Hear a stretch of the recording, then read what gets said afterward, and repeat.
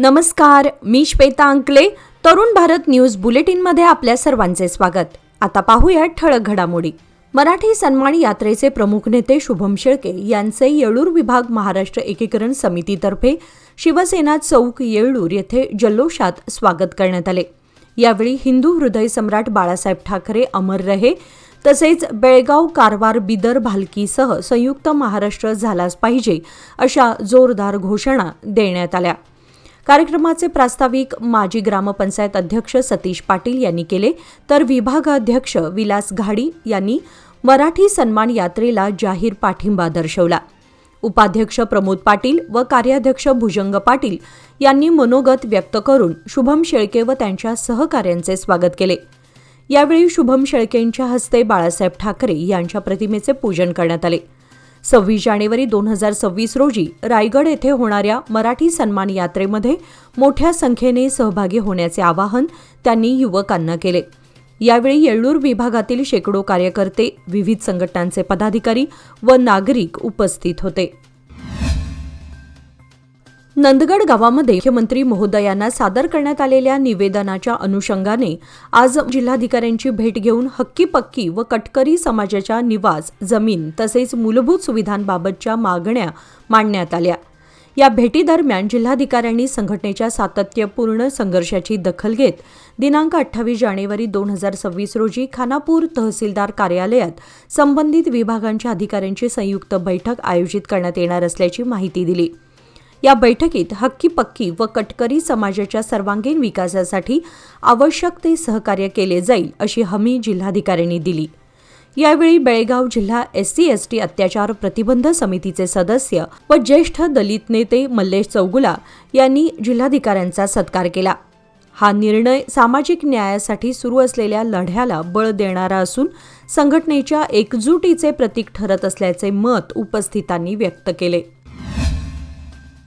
खडेबाजार बेळगाव शहरातील शिवसेना मध्यवर्ती कार्यालय येथे दिनांक 23 जानेवारी रोजी हिंदू हृदय सम्राट शिवसेना प्रमुख बाळासाहेब ठाकरे यांची जन्मशताब्दी मोठ्या उत्साहात साजरी करण्यात आली.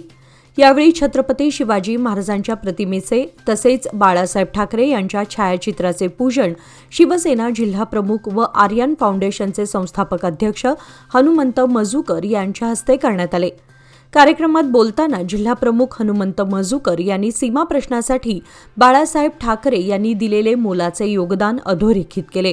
सीमा भागातील मराठी जनतेच्या पाठीशी बाळासाहेब ठाकरे खंबीरपणे उभे राहिले असे त्यांनी सांगितले. जन्मशताब्दीनिमित्त शहरात लाडू वाटप करून हा सोहळा उत्साहात साजरा करण्यात आला. यावेळी परशुराम गोंदकर, मीनाक्षी पाटील, भारती राक्षे, अमोल मजूकर, अमय पाटील, रमेश पाटील, शंकर गुरखा, विनय कुंडे, विनायक कुंडेकर आदी उपस्थित होते. गणेशोत्सवाची चाहूल लागताच बेळगाव शहरात उत्सवाची तयारी सुरू झाली असून गणेश जयंतीनिमित्त चव्हाट गल्लीतील प्रसिद्ध बेळगावचा राजा गणपती मंडळाचा पारंपरिक पाठपूजन सोहळा मोठ्या उत्साहात पार पडला. या पाठपूजनास गणेशोत्सवाची औपचारिक सुरुवात मानली जाते, त्यामुळे भाविकांमध्ये विशेष उत्साह दिसून आला. बेळगावचा राजा गणपती हे सीमा भागातील श्रद्धास्थान असून सामाजिक व सांस्कृतिक उपक्रमांसाठी हा उत्सव ओळखला जातो. सायंकाळी 7 वाजता क्रांतिसिंह नाना पाटील चौक, चव्हाट गल्ली येथे हा सोहळा संपन्न झाला.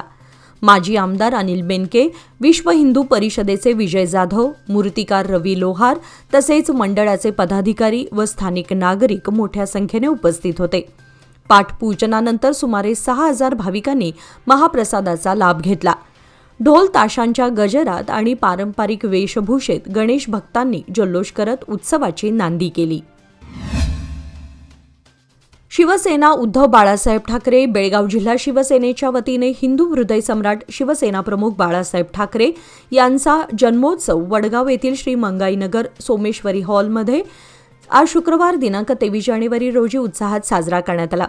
कार्यक्रमाची सुरुवात छत्रपती शिवाजी महाराज यांच्या मूर्तीच्या पूजनाने करण्यात आली. त्यानंतर बाळासाहेब ठाकरे यांच्या छायाचित्राचे पूजन झाले. यावेळी शिवसेनेचे उपजिल्हाप्रमुख बंडू केरवाडकर यांनी बाळासाहेब ठाकरे यांच्या सामाजिक, राजकीय व हिंदुत्ववादी कार्याचा आढावा घेतला. बाळासाहेब ठाकरे यांनी दिलेले विचार आजही समाजासाठी प्रेरणादायी असल्याचे त्यांनी सांगितले.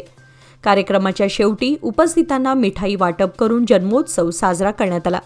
या कार्यक्रमास उपशहर प्रमुख प्रवीण तेजम, उपशहर प्रमुख राजू तुडेयेकर, अमर कडगावकर, नारायण पाटील, महेश गावडे, मंगेश पोटे, भालचंद्र उसगावकर यांच्यासह अनेक पदाधिकारी व शिवसैनिक उपस्थित होते। कार्यकर्त्यांच्या उत्स्फूर्त सहभागामुळे हा जन्मोत्सव कार्यक्रम यशस्वी ठरला। बेळगावच्या हिंडलगा येथील मरगाई गल्ली शेजारी असलेल्या गणपत गल्लीतील सिद्धिविनायक मंदिरात दिनांक 22 जानेवारी रोजी श्री गणेश जयंती मोठ्या भक्तिभावाने साजरी करण्यात आली। यावर्षी गणेश जयंतीचे 10वे वर्ष असून गावात गणेश मंदिर नसल्याने विनय मोहनराव कुलकर्णी व शिरीष मोहनराव कुलकर्णी या बंधूंनी स्वतःच्या जागेमध्ये मंदिराची स्थापना केली आहे। मंदिर स्थापनेपासून दरवर्षी गणेश जयंतीनिमित्त भाविकांसाठी महाप्रसादाचे आयोजन केले जाते। पहाटे 5 वाजता गणेश मूर्तीला अभिषेक व पूजा करून मंदिर भाविकांसाठी खुले करण्यात आले। विजयनगर, लक्ष्मीनगर, श्रीनाथनगर, समर्थनगर, कलमेश्वरनगर व मांजरेकर नगर परिसरातून भाविकांनी दर्शनासाठी मोठी गर्दी केली होती। यावेळी महाप्रसादाचा सुमारे 3000हून अधिक भाविकांनी लाभ घेतला। या कार्यक्रमाच्या यशस्वी आयोजनासाठी कुलकर्णी कुटुंबियांसह ग्रामस्थ व कार्यकर्त्यांनी विशेष परिश्रम घेतले। T20 क्रिकेट आहे ना, मला जाम आवडतं, पण माझे पैसे इन्व्हेस्ट करताना मात्र मी गेल नाही तर गावस्करच बनतो। FD मध्ये नेहमी इन्व्हेस्ट करतो, कारण FD आहे तर स्टेडी आहे। लोकमान्य FD सोबत मिळवा best interest rate. Lokmanya FD आहे तर स्टेडी आहे। बेळगाव शहरातील इंडस आयटम इंटरनॅशनल स्कूलतर्फे स्पार्क मॅरेथॉन 2.0 या भव्य फिटनेस व जनजागृती मॅरेथॉनचे आयोजन करण्यात आले आहे। ही मॅरेथॉन विद्यार्थ्यांमध्ये, पालकांमध्ये आणि नागरिकांमध्ये आरोग्य, शारीरिक तंदुरुस्ती आणि सामुदायिक सहभाग वाढवण्यासाठी आयोजित केली आहे।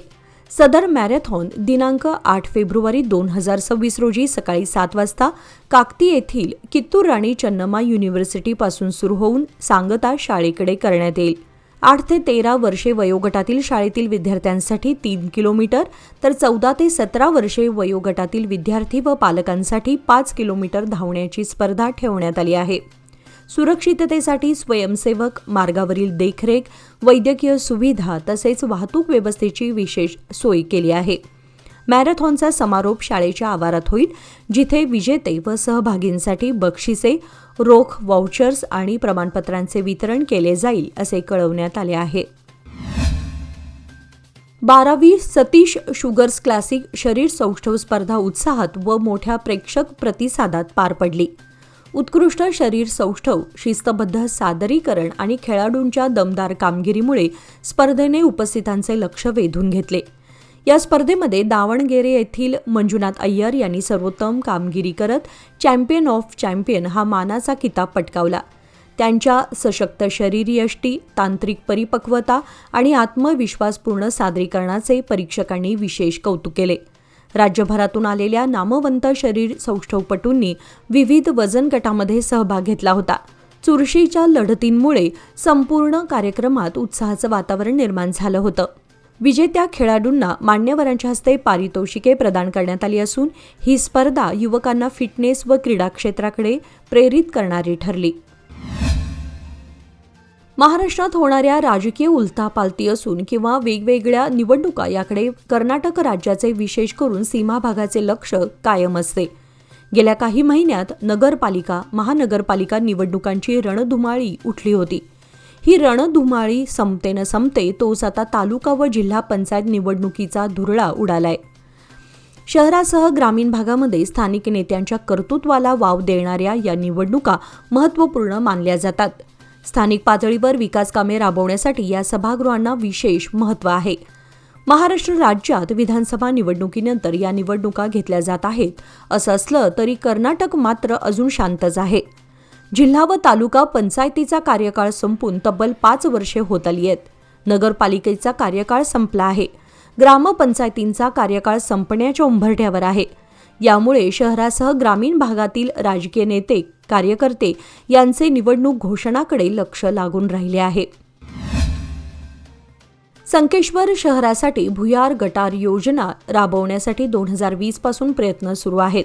पण ही योजना अद्यापही सुरू झालेली नाही.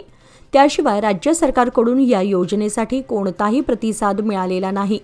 परिणामी हा प्रस्ताव धूळ खात पडला आहे का, असा सवाल शहरवासियांकडून उपस्थित केला जात आहे. भुयार गटार नसल्याने शहरातील सांडपाण्याच्या निचऱ्याची समस्या ऐरणीवर आली आहे. परिणामी परिसरात दुर्गंधीचं साम्राज्य निर्माण झालेलं आहे. शहराच्या लोकवस्तीची रचना सखल, उंच व काही ठिकाणी नागमोडी वळणाची आहे. त्यामुळे सांडपाण्याचा निचरा सुरळीत होण्यासाठी भुयार गटार योजना राबवण्याची गरज आहे. पण त्याकडे दुर्लक्ष करण्यात आल्याने काही ठिकाणी गटारी तुडुंब भरून वाहत असल्याने पाणी रस्त्यावरून वाहत आहे. शहर स्वच्छ व सुंदर ठेवण्याचा प्रयत्न अशा परिस्थितीत फोल ठरत आहे. पावसाळ्यात सांडपाण्याची समस्या जटिल बनते. परिणामी जनतेला दुर्गंधीचा व डासाच्या प्रादुर्भावाचा सामना करावा लागत आहे. ठेकेदाराच्या मनमानी कारभारामुळे दड्डी रस्त्यावर चिंचोळ्या रस्त्याच्या मध्यभागी दुभाजक निर्माण करण्यात आल्याने हे दुभाजक वाहतूक व्यवस्थेला अडथळा व एक प्रकारे अतिक्रमणच ठरले आहे. रस्त्याच्या आराखड्यात दुभाजकाची गरज नसल्याचा शेरा सार्वजनिक बांधकाम खात्याच्या अभियंत्याने दिला असतानाही काही अंतरासाठी निर्माण करण्यात आलेले दुभाजक अपघातास कारणीभूत ठरत आहेत. तातडीने दुभाजक हटवा अशी मागणी दड्डी पंचक्रोशीतील नागरिक व प्रवाशांनी केली आहे. आंतरराष्ट्रीय कृष्ण भावनामृत संघ म्हणजेच इस्कॉन बेळगाव यांच्या वतीने सलग 28व्या वर्षी भव्य हरे कृष्ण रथयात्रा महामहोत्सव आयोजित केला जात आहे. हा उत्सव उद्या शनिवार दिनांक 24 जानेवारी 2026 पासून सुरू होऊन रविवार दिनांक 25 जानेवारीपर्यंत साजरा केला जाणार आहे. मुख्य रथयात्रा उद्या दुपारी सुरू होईल. त्यानंतर टिळकवाडीतील शुक्रवार पेठ येथील इस्कॉन मंदिराजवळील मैदानावर धार्मिक व सांस्कृतिक कार्यक्रमांचे आयोजन करण्यात आले आहे. भक्तांना भगवान श्री श्री राधाकृष्ण आणि निताई गौर सुंदर यांच्या भव्य रथातून दर्शनाचा लाभ मिळेल. यात्रेत कर्नाटक, महाराष्ट्र, गोवा, आंध्र प्रदेश, तामिळनाडू तसेच अमेरिका व इतर देशातील हजारो भक्त सहभागी होतील. इस्कॉनचे ज्येष्ठ संन्यासी परमपूज्य लोकनाथ स्वामी महाराज, सुंदर चैतन्य स्वामी महाराज मॉरिशस, श्री दयाल चंद प्रभू मुंबई आणि भक्ती रसामृत स्वामी महाराज भक्तांना मार्गदर्शन करतील. तरी बेळगाव शहरातील समस्त कृष्ण भक्तांनी या रथयात्रेस आवर्जून उपस्थित राहून शोभा वाढवावी असे आवाहन करण्यात आले आहे. याचबरोबर आजचे बातमीपत्र इथे संपले. अधिक माहिती आणि ताज्या घडामोडींसाठी पाहत रहा तरुण भारत न्यूज चॅनल. तसेच आमच्या चॅनलला लाईक, शेअर आणि सबस्क्राईब करायला विसरू नका. आणि विश्वासार्ह बातम्यांसाठी दररोज वाचा दैनिक तरुण भारत. धन्यवाद.